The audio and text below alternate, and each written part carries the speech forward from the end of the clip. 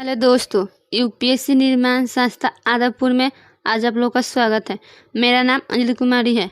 मैं आप लोगों को आज पुरानी संसद भवन के बारे में पढ़ाने जा रही हूँ कि हम लोग का जो पुरानी संसद भवन है वो किस तरह बना है।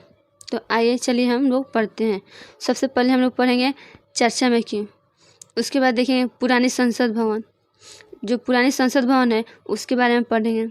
उसके बाद पढ़ेंगे 64 योगिनी मंदिर। इसी से जो 64 योगिनी मंदिर है उसी से प्रेरित होकर जो हम लोग का पुराना संसद भवन था उसी का निर्माण हुआ है। उसके बाद पढ़ेंगे 64 योगिनी मंदिर ने संसद को प्रेरित कि कैसे जो 64 योगिनी मंदिर है उसे कैसे प्रेरित होकर हम लोग का जो पुरानी संसद भवन है वो बना था। उसके बाद पढ़ेंगे जो मंदिर निर्माण की शैली, यानी जो कह रहा है जो 64 योगिनी मंदिर है उसका निर्माण कैसे हुआ था उसके बारे में पढ़ेंगे। और सबसे लास्ट में पढ़ेंगे एक प्रश्न, जो प्रश्न होगा वो पीटी का प्रश्न होगा। तो चलिए हम लोग पढ़ते हैं चर्चा में क्यों।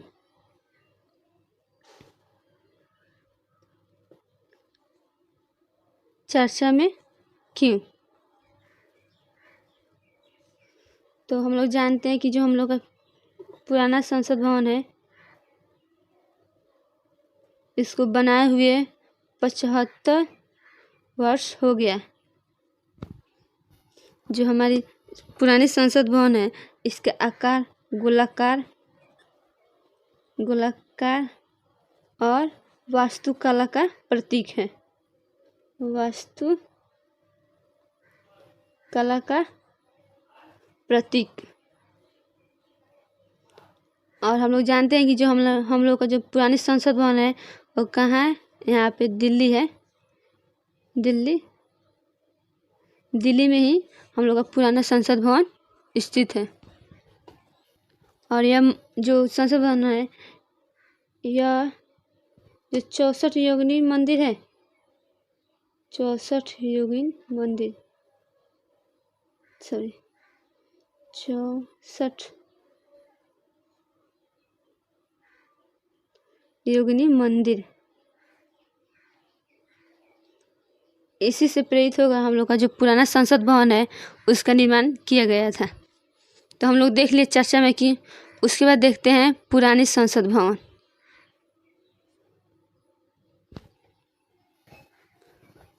पुरानी संसद भवन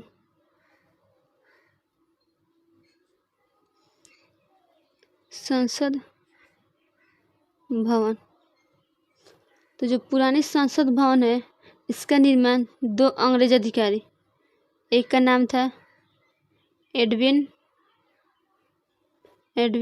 लुटियंस और दूसरा का नाम था हार्वर्ड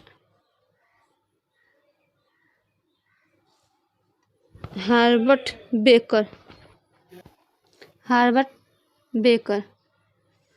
दोनों अंग्रेज अधिकारी, जो दोनों अंग्रेज थे वही इसका संसद भवन का निर्माण किया है। जो हम लोग का पुराना संसद भवन है, क्योंकि हम लोग जानते हैं कि हम लोग का जो पुराना संसद भवन है वो अंग्रेजी द्वारा बनाया गया था। तो इसका निर्माण कौन किया था, तो एडविन लुटियंस और हार्वर्ड बेकर, इन दोनों ने मिलकर हम लोग पुरानी संसद भवन है उसका निर्माण करवाया था।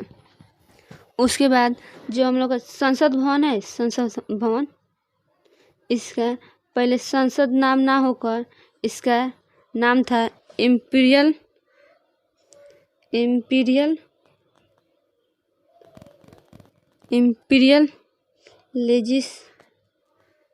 Legislative council.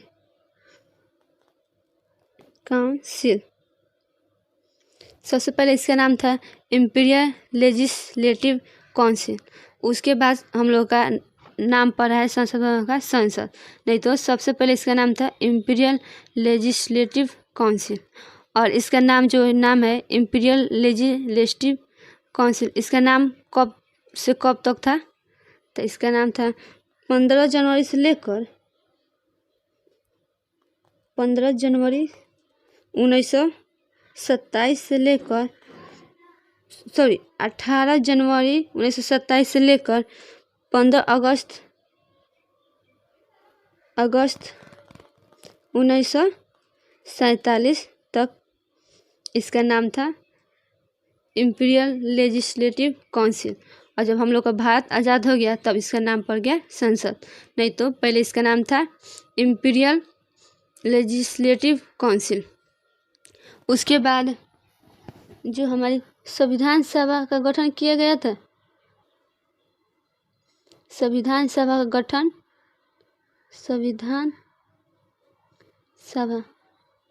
संविधान सभा का गठन यही संसद भवन में हम लोग का संविधान सभा का गठन किया गया था। तो हम लोग देख लिए कि जो हम लोग पुरानी संसद भवन है इसका निर्माण एडविन लुटियंस किया था और हार्वर्ड बेकर, दोनों अंग्रेज अधिकारी ने मिलकर हम लोग को पुरानी संसद भवन का निर्माण किया था। उसके बाद देख ली कि हम लोग का जो अभी संसद भवन नाम है उसका पहले नाम था इम्पीरियल लेजिस्लेटिव काउंसिल। कब से कब तक? 18 जनवरी 1927 से लेकर 15 अगस्त 1947 के बीच इसका नाम था इम्पीरियल लेजिस्लेटिव काउंसिल। उसके बाद जब हम लोग का भारत आज़ाद हो गया तब इसका नाम पड़ गया संसद। और हम बताए थे कि हाँ, जो संविधान सभा का गठन किया गया था तो यही संसद भवन में बैठकर आज तब गठन किया गया था। उसके बाद हम आपको पुरानी संसद भवन का चित्र को दिखाते हैं। देखिए दिख रहा है पुरानी संसद भवन। इसी को एडविन लुटियंस और हार्वर्ड बेकर ने दोनों अंग्रेज अधिकारियों ने मिलकर बनवाए थे। देखिए उसके बाद देखते हैं कि जो हम लोग का संसद भवन बनवाए थे एडविन लुटियंस और हार्वर्ड बेकर, इन दोनों ने कहाँ के वस्तु कला को देखकर तब बनवाए थे। तो आइए हम आपको बताते हैं। देखिए ये हो गया हम लोग का भारत का नक्शा। उसके बाद देखिए तो सबसे पहले यहाँ पे लाहौर है पाकिस्तान में। लाहौर, क्योंकि हम लोग जानते हैं कि आज़ादी से पहले हम लोग का भारत और पाकिस्तान ये सब देश एक ही में थे, इसलिए यहाँ पे भी जो थे यहाँ पे एडविन लुटियंस और हार्वर्ड बेकर यहाँ को जाकर देखे लाहौर के वास्तुकला को, वहाँ से प्रेरित होकर इस संसद भवन का निर्माण करवाए हैं। उसके बाद यहाँ पे हम लोगों का राज्य है उत्तर प्रदेश। उत्तर प्रदेश की राजधानी लखनऊ। उसके बाद मध्य प्रदेश में एक राज्य है इंदौर। उसके बाद उत्तर प्रदेश में एक जगह का नाम है कानपुर। यहाँ के वास्तुकला को देखकर आज तब हम लोग का संसद भवन का निर्माण किया गया है। तो आइए हम आपको दिखाते हैं एटलस में लाहौर को, लखनऊ को, उत्तर प्रदेश को, इंदौर और कानपुर को दिखाते हैं। देखिए ये है हम लोग का भारत का नक्शा। देखिए यहाँ पे दिख रहा है लाहौर, यहाँ पे गए थे। उसके बाद देखिए उत्तर प्रदेश की राजधानी यहाँ पे लखनऊ है, यहाँ पे गए थे हम लोग दोनों अंग्रेज अधिकारी। उसके बाद देखिए लखनऊ के नीचे है कानपुर। देखिए दिख रहा है कानपुर, यहीं पे भी गए थे। उसके बाद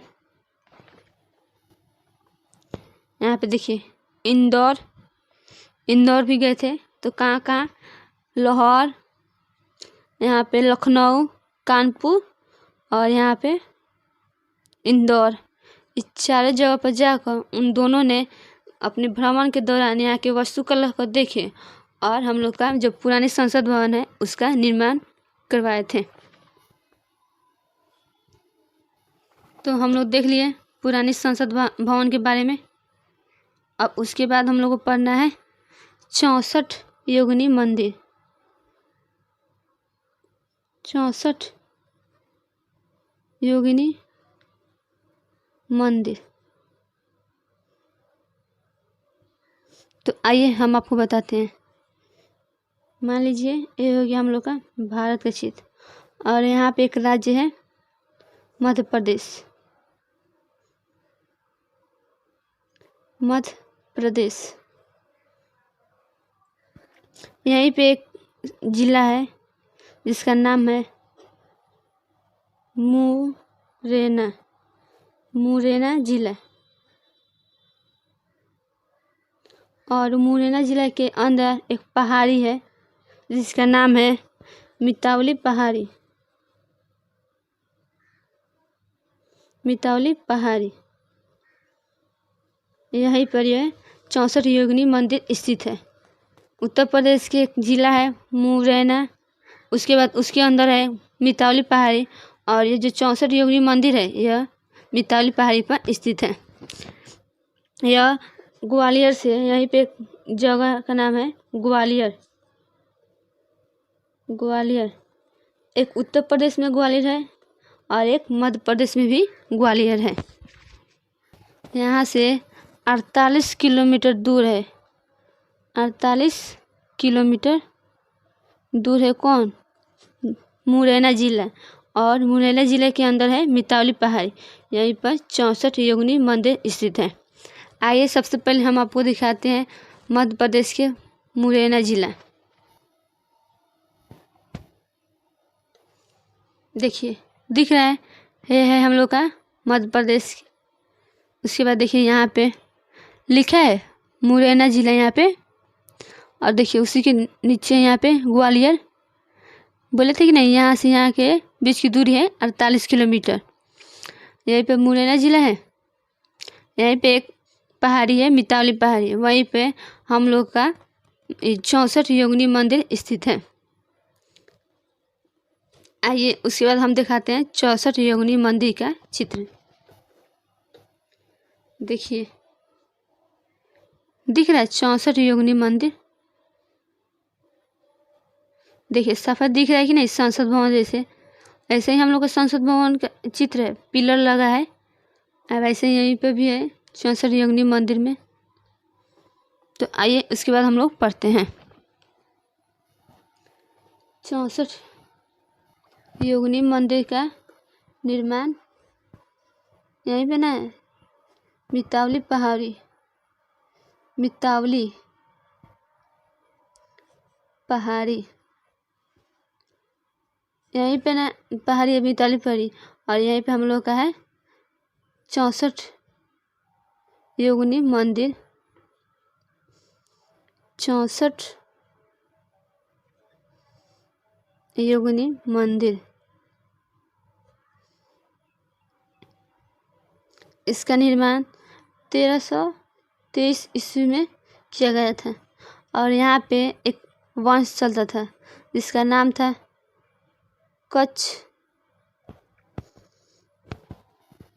कच्छप घाट। और कच्छप घाट वंश के एक राजा थे जिनका नाम था देवपाल। देवपाल इन्हीं के द्वारा 64 योगिनी मंदिर का निर्माण किया गया था। कब? 1323 ईस्वी में। कहा जाता है कि एक राक्षस था जिसका नाम था रक्तवीर। रक्तवीर राक्षस, इसी के बूंद से, एक खून के बूंद से एक राक्षस का निर्माण हुआ था जो धरती पर बहुत अत्याचार कर रहा था। तब दुर्गा माता ने अपनी 64 रूप को धारण कर आकर इस राक्षस की वध की थी। इसीलिए इस मंदिर का नाम है 64 योगिनी मंदिर। और इसमें 64 देवी देवताओं की मूर्ति का निर्माण किया गया है। 64 देवी का। इसमें 64 कक्ष भी तो होगा। जब 64 देवी का मूर्ति है तब तो 64 कक्ष भी तो होगा, तभी तो अलग अलग सभी मूर्ति को अलग अलग स्थापित किया गया होगा। और इसके केंद्र में, इस जो मंदिर है इसके केंद्र में एक शिव भगवान का मूर्ति भी है।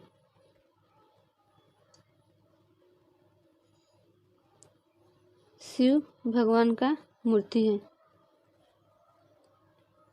तो हम लोग देखिए कि 64 योगिनी मंदिर मितावली पहाड़ी पर स्थित है। इसका निर्माण 1323 ईस्वी में कच्छप घाट वंश के एक राजा था देवपाल, इसी के द्वारा 64 योगिनी मंदिर का निर्माण करवाया गया था। उसके बाद कहा जाता है, हम लोग तो उतना नहीं जानते सच्चाई क्या है, कहा जाता है कि एक रक्तवीर राक्षस था, उसके खून के बूंद से एक राक्षस का जन्म हो गया था और ये राक्षस पूरे धरती पर विनाश कर रहा था। इसीलिए दुर्गा माता ने अपनी 64 सेनाओं को लेकर आकर इस राक्षस की वध की थी। इसीलिए इस मंदिर में 64 देवी का मूर्ति है और इसके केंद्र में एक शिव भगवान का भी मूर्ति है। और जब 64 देवी होगी तो इन लोगों का कक्ष भी तो अलग अलग होगा, इसीलिए इस मंदिर में 64 कक्ष भी है। उसके बाद मंदिर का व्यास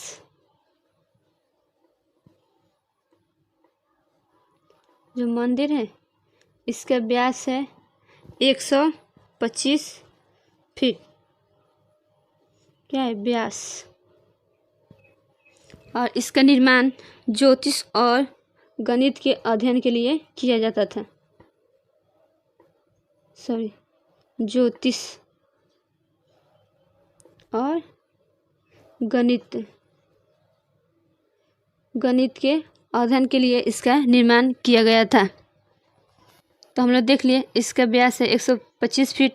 उसके बाद इसका निर्माण ज्योतिष और गणित के अध्ययन के लिए किया गया था। उसके बाद हम लोग पढ़ते हैं 64 योगिनी मंदिर ने संसद को प्रेरित किया। 64 योगिनी मंदिर ये हो गया हम लोग का 64 योगिनी मंदिर। यह भूकंप केंद्रित है। यहाँ पे नहीं हुआ, यहाँ पे भूकंप केंद्रीय कि यह भूकंप रहित है कि भूकंप किया गया तो इस मंदिर का छत विक्षत नहीं होगा। उसी तरह हम लोग का संसद भवन भी है, यहाँ पे पिलर लगा हुआ है। संसद भवन इसका भी निर्माण ऐसे ही किया गया है। यह भूकंप केंद्रित है कि इस पर कितने भी भूकंप आ जाएगा इस संसद भवन का कोई भी नुकसान नहीं पहुंचेगा। जिस तरह ये 64 योगिनी मंदिर है वैसे ही हम लोग का संसद भवन है। कहा जाता है कि जो लुटियंस थे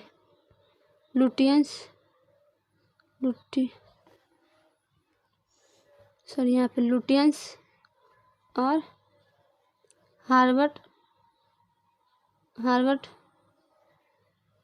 बेकर इन दोनों ने विभिन्न स्थानों पर जाकर वहाँ के वास्तुकला का अध्ययन किए थे और वहीं से वास्तुकला का अध्ययन कर यहाँ के जो 64 योगिनी मंदिर है और यहीं पे भी गए थे। इसका अध्ययन कर हम लोग के संसद भवन का निर्माण करवाए हैं। तो इससे साफ सिद्ध होता है कि हाँ, जैसे हम लोग का 64 योगिनी मंदिर है उसी तरह संसद भवन भी का निर्माण कराया गया है। इसका भी भूकंप केंद्रीय तरफ से किया गया है और हम लोग का संसद भवन का भी निर्माण भूकंप केंद्रीय तरफ से किया गया है।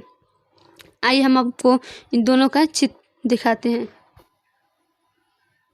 देखिए यह है 64 योगिनी मंदिर और यहाँ पे देखिए हम लोग का संसद भवन। देखिए दिख रहा है कि नहीं दोनों में समानता।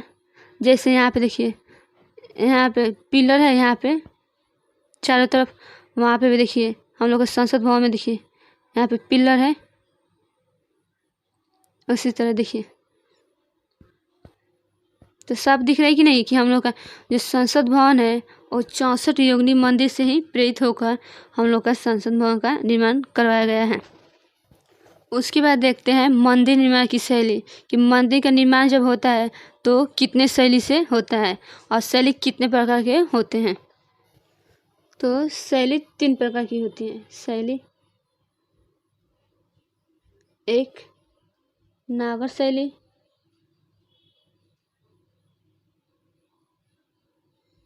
दूसरा द्रविड़ शैली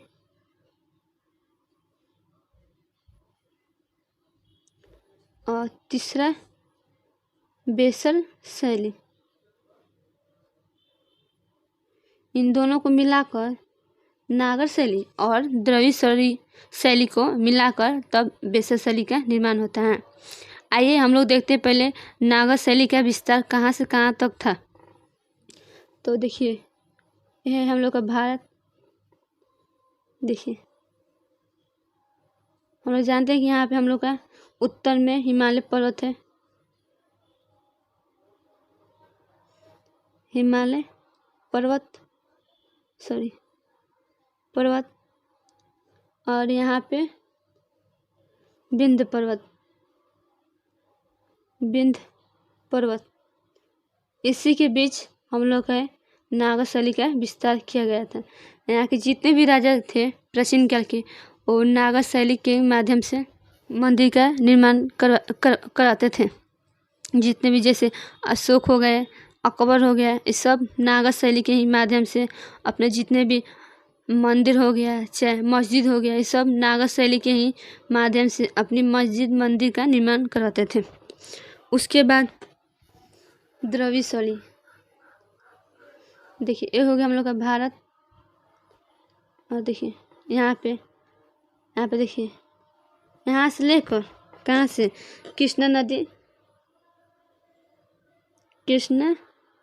नदी से लेकर यहाँ पे दक्षिण में कन्याकुमारी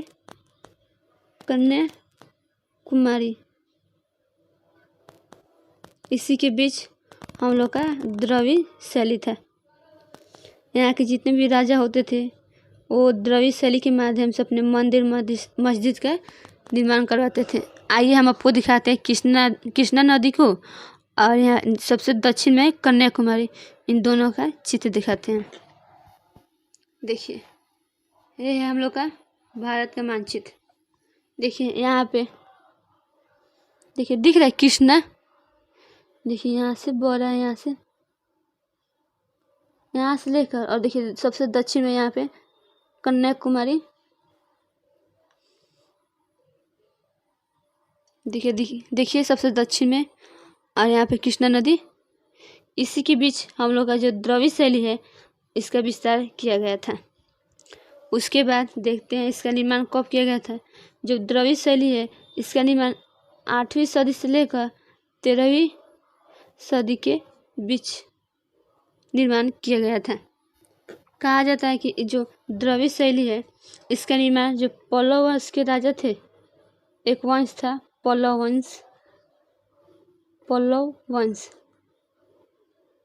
वंश के राजा ने इस शैली का निर्माण करवाए थे।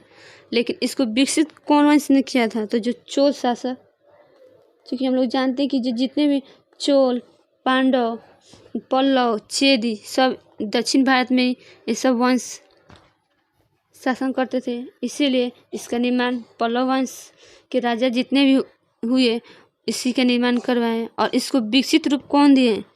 तो चोल शासक इसका निर्माण करवाए थे पल्लव वंश के राजा ने, और इसको विकसित रूप दिए चोल शासक ने। तो हम लोग देख लिए द्रविड़ शैली। देखिए नागर शैली को देख लिए, यहाँ पे देख लिए द्रविड़ शैली। अब हम लोग को देखना है, देखिए यहाँ पे बेसर शैली।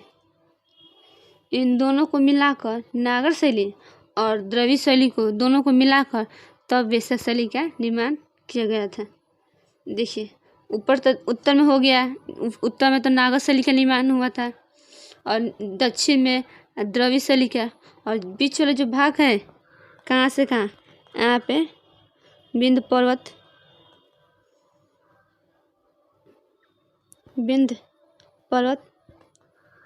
और यहाँ पे हम बताए कि नहीं, यहाँ पे कृष्णा नदी है, कृष्णा नदी। इसी के बीच बेसर शैली का निर्माण किया गया था, बेसर शैली। और इसका निर्माण 8वीं से 13वीं सदी में इसका निर्माण किया गया था। जिस तरह द्रविड़ शैली का, इन तीनों शैली का एक ही समय निर्माण किया गया है, 8वीं से लेकर 13वीं सदी के बीच में। ये 5 सदी के बीच में इन तीनों शैली का निर्माण करवाया गया था। और यहाँ के जितने भी जो वैश्य शैली के माध्यम से यहाँ पे मंदिर या मस्जिद का निर्माण किया जाता था तो वह गोलाकार होता था या अर्धगोलाकार, गोलाकार या अर्ध गोलाकार। तो हम लोग देख लिए। अब हम लोग को देखना है एक प्रश्न। आइए हम आपको प्रश्न को दिखाते हैं। देखिए यहाँ पे कह रहा है निम्नलिखित कथनों पर विचार कीजिए। कह रहा है कि पुरानी संसद भवन मध्य प्रदेश के मितौली में 64 योगिनी मंदिर से प्रेरित है। कह रहा है कि जो दो कथन दिया है इनमें से कौन कथन सही है और कौन कथन गलत है, इसका आंसर दीजिए। ऑप्शन 1 में तो देख लिया। अब दूसरा है यह मंदिर कच्छप राजा देवपाल द्वारा बनाया गया था। तो हम आपको पढ़ाए थे, आप अच्छे तरह से पढ़े होंगे तो इसका आंसर आप दे सकते हैं। ऑप्शन ए में दिया है केवल एक कथन, बी में दिया है केवल 2 कथन, सी में दिया है सभी 3 कथन और डी में दिया है सभी कथन गलत। आप बता सकते हैं कि दोनों कथन, एक कथन सही है या सिर्फ 2 कथन सही है या दोनों कथन सही है, और या डी में दिया है कि दोनों कथन गलत है। इसका आंसर आप कमेंट बॉक्स में दे सकते हैं। इसके लिए धन्यवाद।